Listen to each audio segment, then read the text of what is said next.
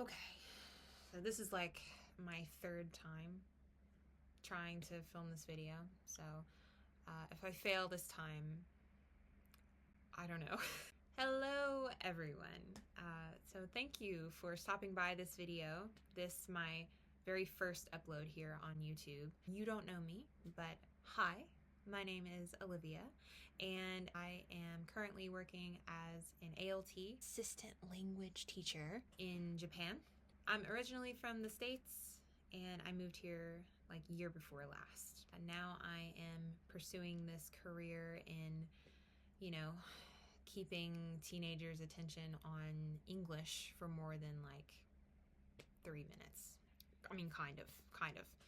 At first, I was gonna mainly make videos just to sort of keep like my family and friends back home sort of updated about my life. The more I thought about it, the more I was like, oh, I could also probably, share about some of my experiences, maybe answer questions or give advice to people who may be interested in applying for this job. Also, since this is my first ever video, I do not have like any kind of professional setup at all. Like, I don't have a good mic or anything like that. So maybe eventually those things will come, but for right now, this is about it. Let me explain the title very quickly, because you're probably like, what? You did no research before you came here? Yeah, that's kind of true. It's a little bit of an exaggeration, but not totally, not completely. In case you are wondering, it's mostly based on my personality type, right? So I tend to overthink things a lot. When I heard the news that I had gotten this job and I was sort of, beginning to prepare to come here, I kind of developed this weird thing where I was like, the more research that I do about the job, the expectations of the job, about like general living things in Japan, people's experiences that already have this job, I thought the more that I like looked into it, the more that I researched, I thought I don't want to like get overwhelmed and then sort of chicken out, and just kind of reject the job and just like not come at all. But again, that's kind of that's a me problem, and let me be very clear. I am 100% not recommending that anybody do what I did. I'm not presenting this as a kind of recommendation of like, yeah, you should definitely do what I did, just move here and then be like, oh, I'll figure it out once I get there. It's not the smartest move in the world. I just wanted to kind of give context to my specific situation and like my genuine experience based on that, having come here. So that's why I said that. But I was just sort of winging it when I came here. In the immortal words of Star-Lord, not winging it isn't really what I do. So I didn't want to make this video too long, so this is going to be like a two-parter. So for this video, I'm going to talk about just some points having to do with the job itself, like specifically the job, and hopefully I can get a part 2 up talking about more like general day-to-day living things here in Japan. So look out for that. Before I talk about my points, I thought I would give you a few stats about me, just to give you some more context. So first, before coming here, I had traveled internationally before, but I had never been to Japan before I moved here. I had always sort of intended to study abroad when I was a university student in Japan, but it never really worked out for me in my class schedule. 2, I graduated university with a BA in English literature, but I had never taught in a formal classroom before. So this is my first time with this job. 3, I didn't really get a lot of chances to take Japanese classes or anything when I was a high school student or a university student. My university didn't offer it. So I did study Japanese a little bit on my own before I came here. Like, I learned hiragana, katakana, and some of the basics and things. But I am still studying Japanese. I'm definitely not fluent yet. 4, I'm not what I think you would call the typical ALT. And what I mean by that is most new ALTs, it tends to be people who just graduated university. Like they graduated university and then they moved to Japan 2 months later. That is not my specific circumstance. So I graduated university like a year before the COVID shutdown happened, which, you know, I had thought about doing this job since I was in university, but when the pandemic happened, it kind of changed my timeline of things that I wanted to do. So I did used to work in journalism before I ended up coming here. And number five is, in case anyone's curious, the general area of Japan that I live in. I live in the Ibaraki prefecture. That is eastern Japan. Not super far from Tokyo. It's like, I'll put a map up, but it's above Tokyo and Chiba. So that's whereabouts in the country that I live. With those things out of the way, let's jump into the point. My first expectation I want to talk about is that the red carpet would be rolled out for me when I arrived here. Now, I know that sounds very weird, but let me explain what I mean. So, but the standard time to depart, anywhere from like the end of July through like the middle of August, is the standard time. So if you depart at the standard time, you know, you find out you have the job in April, and then you move to Japan at the end of July. And so it's really not that much time, you know. You get just inundated with a ton of information. And also during that time, you will go through what they call Predeparture Orientation. So you have these pre-departure sort of workshops, I would call them. The way that they would work is just you would have like an array of different topics that you would go over, anything from like finances to specifics with your individual schools and stuff. And some of them would be like Q&A style, and they would have other ALTs, like people who were already living there working. They would have them come on and do Q&As depending on what topic you were discussing. Like I said, you take in a lot of information, right? Even without doing my own research, I was already kind of like getting sort of overwhelmed. But during this period, I heard stories from several different ALTs. One of them was this one girl's story, and her story stuck out in my mind more than the others. But she was sitting in on one of our Zoom calls, and I don't remember her name or like what prefecture she was living in. She told this story, and mind you, I'd heard other ALTs tell something very similar to hers. She was talking about her sort of arrival process and what that looked like. She said she was like super tired and super sort of out of sorts, but when she traveled to the town that she was moving to, she said when she arrived, she was like met with literal like news teams with like news cameras set up, and she did like a kind of an interview on camera, like on the news, and she met the mayor. It was this whole ordeal. And she said the reason why I use the wording of like red carpet is because she said in her story it was really like, you know, she was like a celebrity that was showing up or something. Now, the way that this girl told her story, I remember she seemed very chill about the whole thing. Like the way she told it, it seemed like it didn't bother her one bit. She just thought it was kind of funny. It sent me sort of into panic mode, right? I'm a massive introvert, huge introvert. And the idea of that, of being in the spotlight that much, showing up to a country I've honestly never even been to before, I was just like in panic mode after that. And again, her story was the one that stuck out to me, but I'd read other ALTs who talked about similar things, I think maybe like on the ALT subreddit. So I knew that this was not like a bottle thing for her, but it like happened, you know, like it happened to other people. When I was going through my arrival process, it was something that I was genuinely like scared about. Hearing these other ALTs talk, it had developed that expectation for me. But I can say the reality ended up being, I wouldn't say like polar opposite, but it was pretty close to being the opposite. I was totally fine with it. So I don't really have time to like recount like in detail everything about my arrival process here in this video, but just some basics.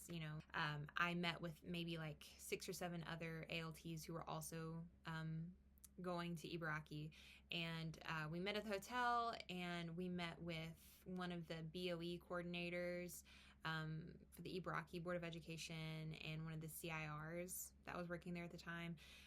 They met us, and we traveled to Tokyo Station, and then we got on a bus there, and then we went into Mito, which is like the capital of Ibaraki. Went to the BOE like kind of main office, and that's where we all sort of signed our contracts officially together. And then after that, they all sort of just started picking us off one by one, like all of respective schools that we were all working at. Like people from those schools were coming to meet us, and basically I got met by my predecessor as well as 2 of my JTEs, 2 of my teachers, and they met me in a car, and we drove to the town where I live now, and yeah, it was a whirlwind, I would say. I would definitely describe it as a whirlwind, but not something that was like overwhelming where I felt like I was in the spotlight. My reality was a lot more chill compared to the other ALT's experiences. And then the next several days after that, they were also very much a whirlwind, because there is a lot of stuff that you have to do when you first arrive. Going to town hall and like registering as a foreign resident, and going to get a train card, and I went to the bank like 4 different times during like a couple of days. It was crazy. So it's busy, but I never felt uncomfortable. Like I never felt, like all the attention was on me, which that was totally fine by me. And because I was kind of in and out of the school for several days, I never felt like too much attention on me at any one point, being in the school and being a new person. So that was totally cool. It ended up working. My reality ended up being totally resonant with my personality. But I do, before I move into any of the other points that I do want to emphasize one thing. And you have if you're interested in this job at all, you've probably already heard people online talk about ISID. So like, and you've heard it before, but every situation is different, right? Every situation is different. And that is one thing you have to remember, especially if you get the job and you go through your pre-departure orientation, because that is handled by JET, like the JET offices in your home country, right? Not by anybody in Japan. So when they go over pre-departure orientation, you have to remember that they are giving you a very generalized idea of what this job is going to look like, because they are not dealing with specifics that are related to each individual prefecture's school system. They're not doing that. So they're basically just talking about like giving a general overview of just the school system in Japan. But when you break it down like prefecture by prefecture, everything can look really different from each other. So you do have to remember that when you're sitting through all these orientation periods and stuff, is that just because you hear them talking about one thing and saying that this one thing is very important doesn't necessarily mean that will be the reality for you. If you're interested in this job, you get the job. I'm not saying that it won't happen to you, but I'm not saying that it will happen to you. This was a much shorter one, honestly, but my expectation was that I would have the summer off, like all the students have, and like American teachers sort of have, and that is not the case here. So once again, this could be because I'm from America and that's kind of the way it is, but like in the US, it's like if you're a teacher, when it gets to the summer, not that you're not working. I mean, teachers are obviously still working through the summer, but they're not having to go to their offices at school. And most teachers will just do like lesson planning and like working and stuff from home for the most part during the summer. And so I guess I just assumed that it would be the exact same here, and it's not. There is a bit of a workaholic aspect of Japanese culture, and it's something that's, you probably aware of already. But like, I mean, it is true.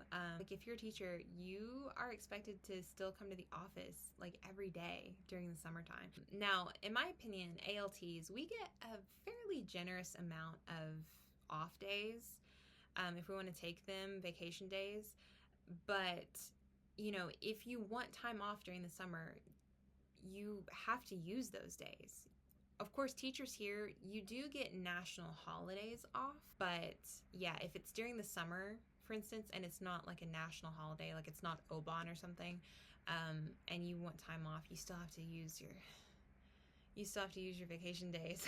That part is like kind of sucks, honestly. I don't know, like I read a lot during that time. I took up cross stitching about a year ago. I'll take that to the office during the summer because you're not really doing anything. Like, you don't even have to feel bad about not doing anything during the summer, because even if you look around and you look at other teachers next to you and it looks like they're busy, they're probably not. Like, they're probably not doing anything either. My supervisor, when I had first started, he literally made a joke to me about it one time that, like, yeah, look around at all these teachers, they're not doing anything really. When you arrive for the first time, you'll have like basically a month to prepare for the new school year, because the school year doesn't start until September 1st. Or, sorry, the second semester doesn't start until September 1st. So you have like a month of just like preparation time. So if you're brand new, you've just started, honestly, August might go by really quick for you because you probably will be busy, because you're probably going to be spending all that time lesson planning and preparing for your self-intro lesson, all that kind of stuff. That's the only time summer's probably going to go by fast for you. If you stay multiple years, it's going to turn into a bit of a drag. So you just got to get used to it, I guess. This one I could talk a really long time about, but I'm going to choose not to. Now, this is another expectation, kind of like my first one, that was sort of developed completely during my pre-departure orientation period. So, like I said before, during that orientation period, you're going to have a bunch of information thrown at you, and it's all very general. And so during that period, to me, it felt like they were really hammering home the idea of really learning your dress code, learning Japanese office culture, learning what to say when you enter a room and leave the room, learning omiyage culture, learning all these things and making sure that you know these things. Again, it wasn't that somebody during orientation like outright said, you have to do all of these things or else they're gonna fire you. That was the vibe that I got for like all of my like orientation period, is like the way that they would talk about these things, they made it sound like this was like vitally important that you learned Japanese office culture and like all this kind of stuff. And again, as somebody who had never even been to Japan before, like it was kind of a lot of pressure for me, because I was like, I don't even speak Japanese fluently, I'm still learning, like, how is this gonna go? And it made me sort of anxious in and of itself, thinking about it. So there is a lot of office culture vibes to learn in Japan.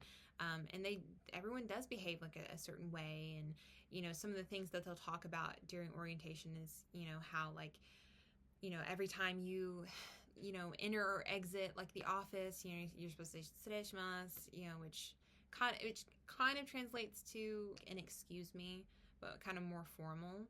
Or how you're supposed to say "お疲れ様です" or "お疲れ様でした" when you leave for the day, which kind of translates roughly to like, thank you for working hard, and you're supposed to use those phrases. Don't forget to use those phrases. Or even just like, if your supervisor comes over to your desk to talk to you, like you need to stand up, like you can't say sitting down, or, they'll drive in points about your dress code. You will hear multiple times during pre-departure about how you absolutely need to make sure that you're bringing a black suit, because black suits are very important for school ceremonies, especially graduation. Like, oh, when you go to graduation, like you've got to be wearing your black suit, that sort of thing.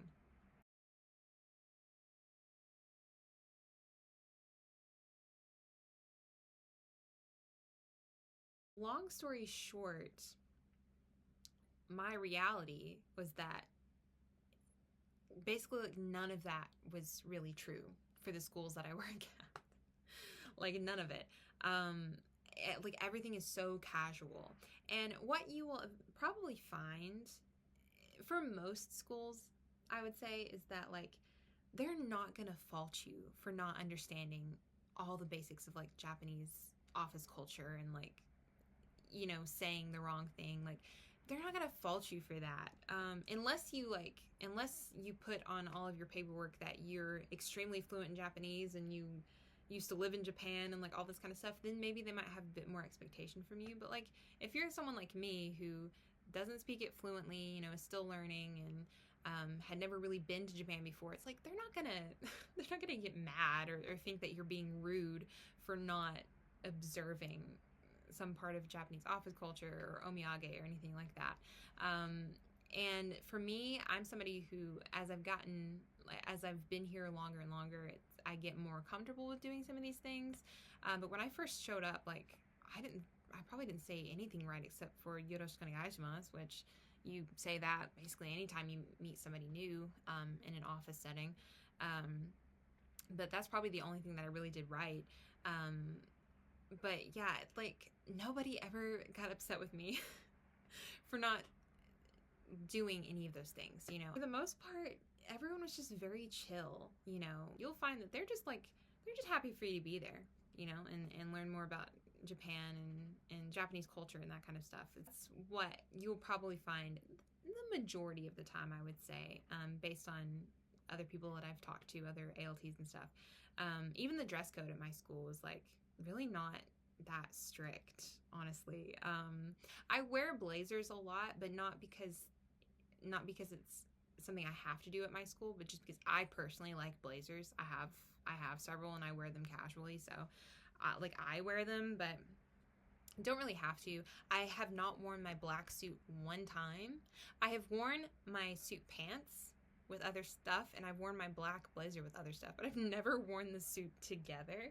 They've never made me like dress up for graduation or anything like that. But again, let me reiterate one more time that, again, there is a reason why they say all of that in the pre-departure orientation, is because there are some school systems in Japan that probably are that strict. I've heard that Kyoto schools, for instance, can be very strict in their like office conduct and dress code and stuff. Some ALTs get placed in private schools, you know, and they have a kind of a different vibe sometimes. So it's like, not saying that like there aren't school systems that really are that strict and have those strict expectations.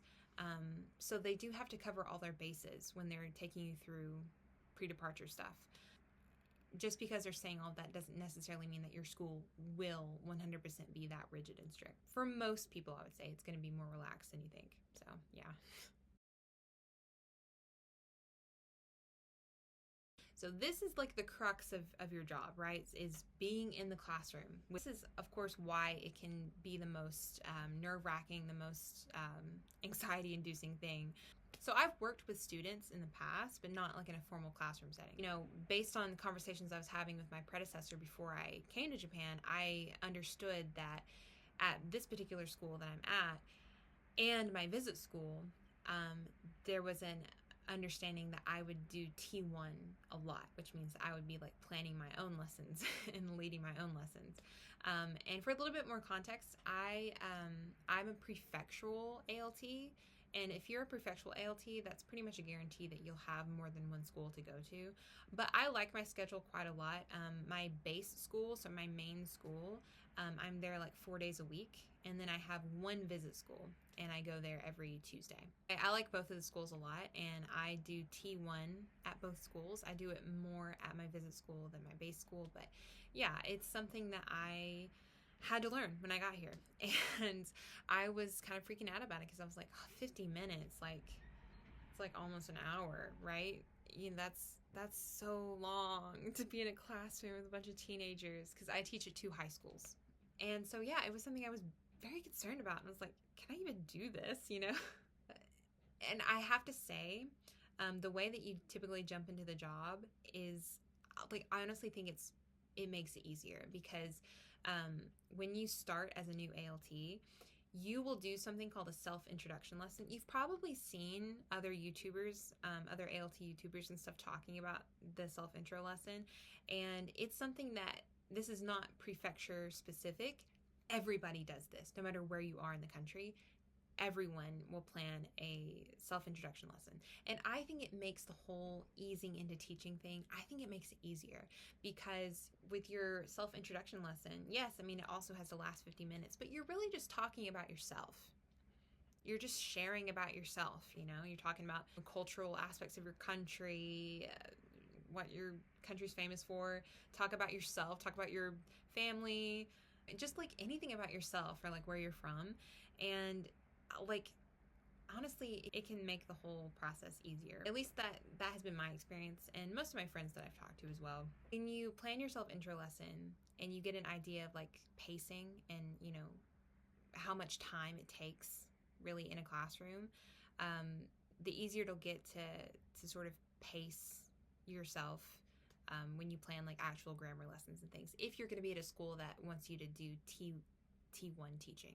I can't tell you how many times I've finished doing a lesson for the first time and wishing that the class period was like 60 minutes instead of 50 minutes, because then I would have had more time to do what I was planning to do. That's where my mindset went from like starting this job going like, 50 minutes is forever, to getting to a point where I'm like, 50 minutes really isn't enough. Like, I wish I had more time. All my classes, they do have kind of a different vibe from each other, and like the amount of time I need to allocate for one thing to each class. So you'll have awkward lessons where it's like you're trying a new lesson that you've planned.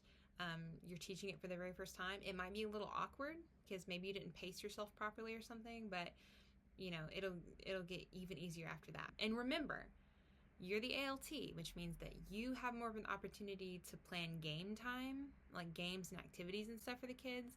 And if you play your cards right, you can sort of become the fun teacher, you know? You can become that teacher that they get really excited when they see that you're going to be doing the class for the day. Use that. All right, well, thank you all for stopping by this video today. I hope you enjoyed it. I hope you could take something from it, especially if you're watching this and you are interested in doing this job someday. I would really like to get this channel really going and have consistent uploads eventually. Yeah, in the meantime, look forward to part 2 if you liked this video, and thanks for sticking with me to the end, and hopefully you can stick with me for even longer. So, hope to see you again real soon, and yeah, that's all for now. Bye.